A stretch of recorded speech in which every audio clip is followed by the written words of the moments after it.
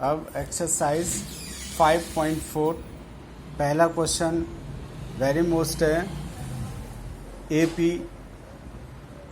121, 117, 113 यानी कि पहला पद बड़ा है, फिर उससे छोटा, फिर उससे छोटा का कौन सा सबसे पहला ऋणात्मक पद होगा। ऋण संख्या कहाँ से आती है? जीरो के बाद शुरू होती है। जीरो से आगे तो 1 2 3 4 चले जाएंगे। संख्या रेखा पर देखिए, ये जीरो होता है, इधर जाएंगे तो 1 2, इधर प्लस की जाती है तो यहाँ जीरो आ गया। जीरो के बाद इधर पहले माइनस आता है, -1 -2, तो जीरो लास्ट संख्या होगी, उसके बाद ऋणात्मक पद होगा। तो वो कहता है सबसे पहला ऋणात्मक पद, यानी कि सबसे पहले ऋणात्मक पद कब शुरू होगा? जब जीरो आएगा। इसका मतलब an बराबर हो गया 0। an बराबर हो गया 0। a बराबर पहला पद हो गया 121, d बराबर 117 में से 121 गए माइनस के 4, an बराबर a plus n minus 1 into D. ये फॉर्मूला है। an का मान 0, 121 प्लस n माइनस 1 गुणा -4। देखो बीच में गुणा आ गया, दो चिन्ह साथ साथ नहीं आते इसलिए इसे ब्रैकेट में लिखा।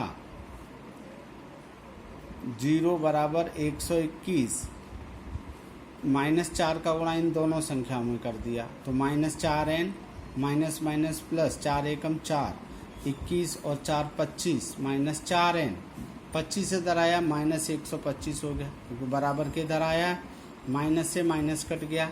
n बराबर 125/4, 4 का इसमें भाग दिया 31.25। कभी भी कोई संख्या, मान लीजिए अपनी क्लास में बच्चे बैठे हैं 23, तो 22.5, 22.25, 12.22, 22.5, 22.7 नहीं हो सकता।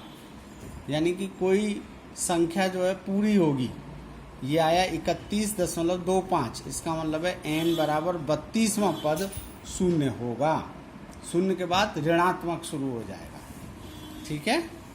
अब ये एक्स्ट्रा क्वेश्चन है, वेरी मोस्ट, लास्ट ईयर आया था पेपर में। किसी समांतर श्रेणी के mवें पद को m से गुणा, nवें पद को n से गुणा समान है। दोनों को m को m से गुणा करना है, n को n से गुणा करना है और दोनों समान है।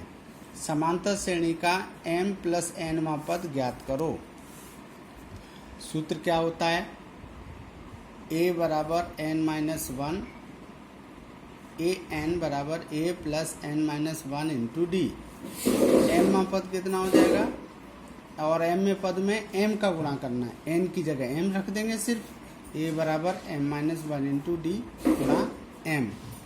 n वाले में n, an बराबर a plus n minus d. अब ये दोनों पद बराबर हैं, m am बराबर n an।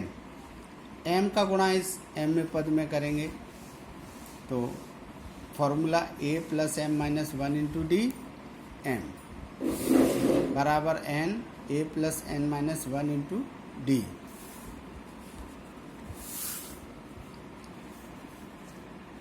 m, ये देखिए m से गुणा किया, पहले अंदर गुणा कर लिया, m a d से गुणा करिए m d माइनस 1, एक में गुणा करेंगे माइनस हो गया, a plus n d minus d. अब m से गुणा करेंगे तो m a प्लस m का m में गुणा करेंगे m square D minus m d बराबर n a plus n square D, n का गुणा d में किया तो माइनस n d। सारी संख्या एक तरफ ले आएंगे, m a minus n a, ये वाली संख्या यहाँ माइनस, क्योंकि इधर ये प्लस की है, इधर आई तो माइनस की, प्लस एम डी स्क्वायर, ये प्लस की इधर आई तो माइनस की हो गई, माइनस एम डी, ये माइनस की है तो इधर प्लस की आ गई। सब में से a कॉमन लिया, m minus n into a common आ गया, प्लस इसमें से d कॉमन लिया, दोनों में d है, m square minus n square D. इनमें से माइनस d कॉमन लिया है तो यहाँ m बच गया, क्योंकि माइनस कॉमन लिया है तो ये माइनस और प्लस मिलके माइनस होते हैं, इसलिए m माइनस n आ गया। बराबर 0।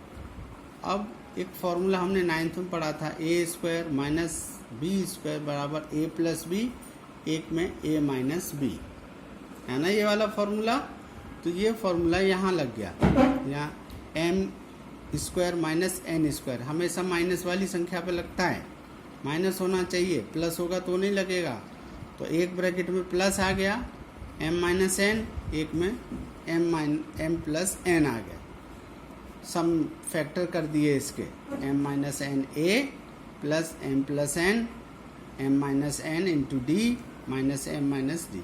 अब सब में देखो m minus n, m minus n, m minus n है, सब में से एम माइनस एन कॉमन ले लिया, यहाँ ए बचा, यहाँ एम प्लस वन और डी बचा, माइनस यहाँ डी बचा।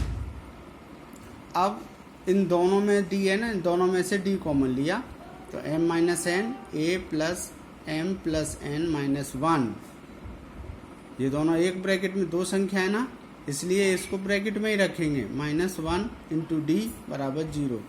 ये जो संख्या है इसका 0 में भाग दे दिया हमने, तो क्या आया, 0 में किसी का भाग देते हैं तो 0 आता है। अतः अब फॉर्मूले से हम वैल्यू करते हैं, ए बराबर ए एन बराबर A plus N minus one into D. अगर यहाँ एन है तो यहाँ एन है, यहाँ एम है तो यहाँ एम है, इसलिए यहाँ एम प्लस एन है, एम प्लस एन में पद क्या हो जाएगा, A plus M plus N minus one into D.